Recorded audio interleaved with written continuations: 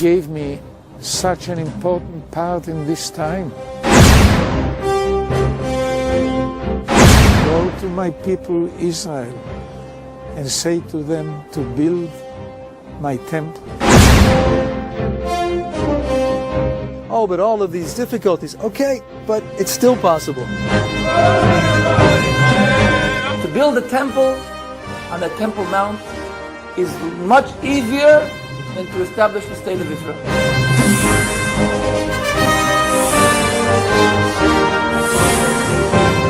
So at first, they started developing the simple vessels, the vessels needed for the incense and the offerings.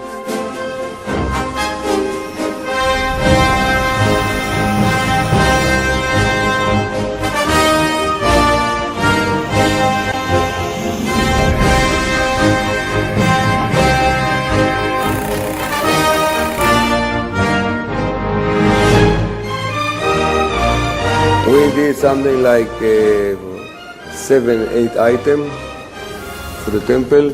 We have a list of 99 items to do. And we will now start to be in a hurry to succeed to do all the items before the temple will be. At the same time, they were creating the musical instruments, the harp, the lyre,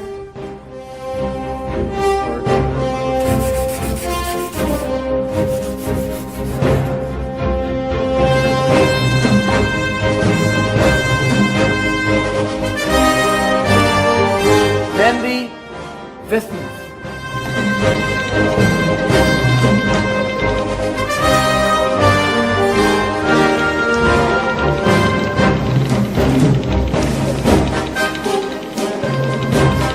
And this menorah is a $3 million menorah. It's made of 42 kilos of pure 24-karat gold.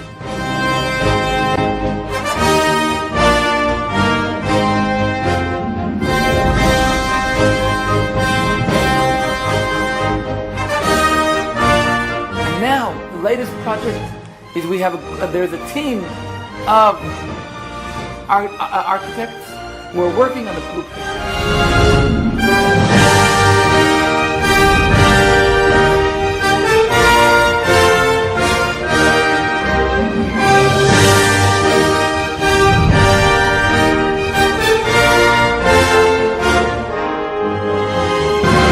For me, we start now to feel like the Masech is coming, or not, the time of the temple is coming. And the time is short. I think it's somewhere between now and 10 years or something like that. It's already ready. We're ready for it. The temple can be built only in one place, the place which is chosen by God. Only in the place that God chose thousands of years ago to build His temple. The location chosen by God. On the same lines God chose a location. of the first and the second temple. The location that God chose is the mountain of Moriah. And the Holy Temple has to be planted on the Holy Temple in Jerusalem. The location chosen by God is the place today where the temple, where the rock is, on the Temple Mount.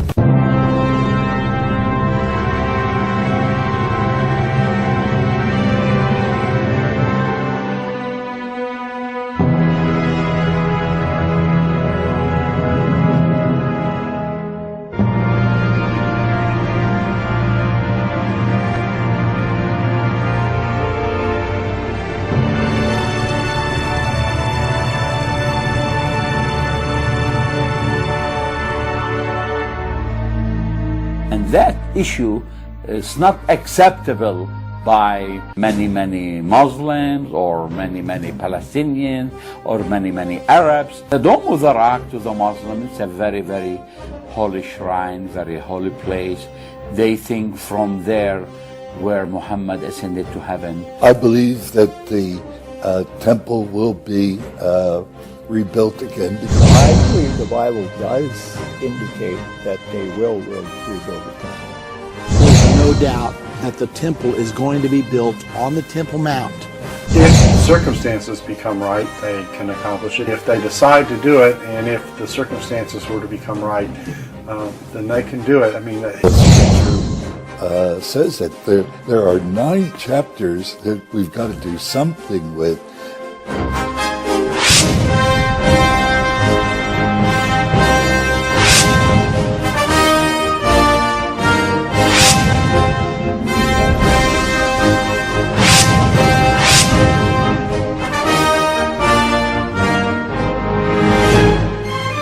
Any attempt to rebuild the temple here and now would lead to horrible disasters. Would lead to a kind of what they call intifada or revolt or maybe war and so on. In the Arab world, in all the Muslim countries, in Pakistan, in Indonesia, in Afghanistan, in Egypt, in Syria, there will be a big movement. Maybe the Islamic Organization Conference, which have 70 countries, might do something. With the cost of an awful lot of Israeli and Arab lives, too, that are lost in the war. It will be, I think, something like 5/6 of the army that comes up against Jerusalem will perish. But that's what will happen at that time. It'll take just months and months to bury the dead. The big battle at the end of the tribulation is the battle at Armageddon. During the last days, during the tribulation, actually before the Lord comes, there will be a change. I think the building of the temple signals things are coming to an end very, very quickly. And the preparations for it in Israel now are another sign that these things are coming very quickly. How quickly, I don't know. But ours could be the generation in which Jesus came back again.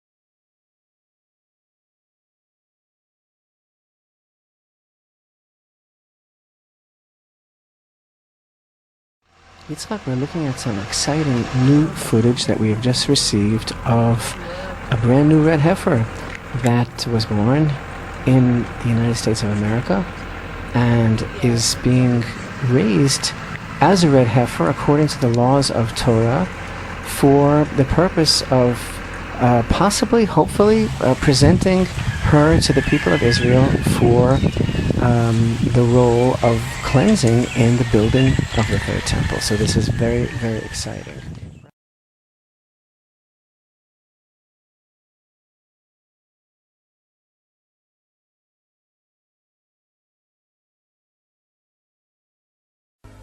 The Ark was buried under the Temple of Solomon in an underground tunnel and thought lost forever, until now.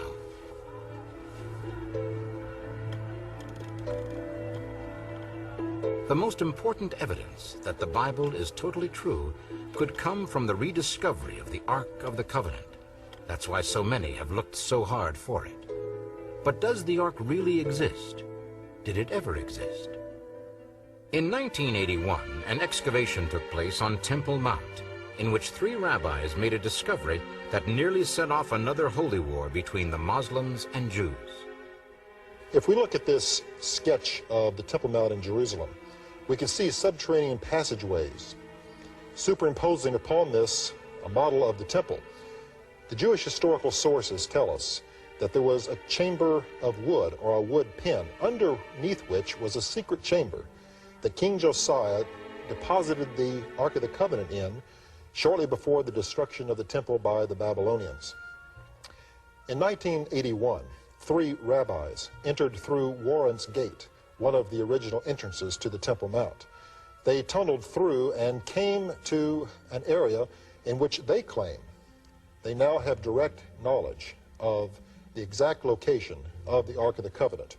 Do you believe that some of the temple treasuries... Yehuda Getz, chief rabbi of the Western Wall, was one of the tunnelers in 1981.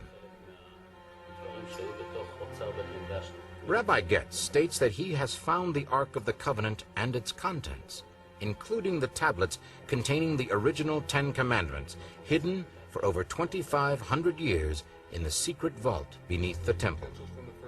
These incredible discoveries were also witnessed by Rabbi Shlomo Goren. We were excavating under the Temple Mount in Jerusalem when we came to an underground room in the direction of the Holy of the Holies. And it was the Ark of the Covenant that Moses placed the 10 Commandments in, but when we came close to the Holy of the Holies, the Arab management of the Temple Mount decided to stop our diggings, and they erected a wall in order to stop us from getting to the Holy Ark. As to the contention that the Ark under the Temple Mount is a replica, the same contention might as easily be made concerning the Ethiopian Ark. There is really no other basis to support the Ethiopian claim than the Ethiopian traditions. And in fact, there are a great many replicas of the Ark throughout the churches in Ethiopia that preserve this tradition.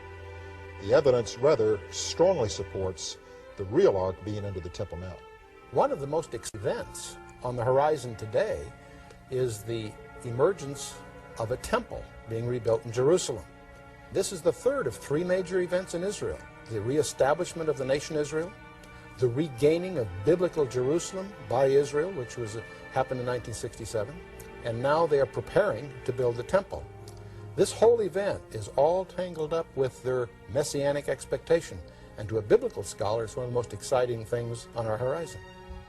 There's over 100 different passages in the Bible that talk about a future temple.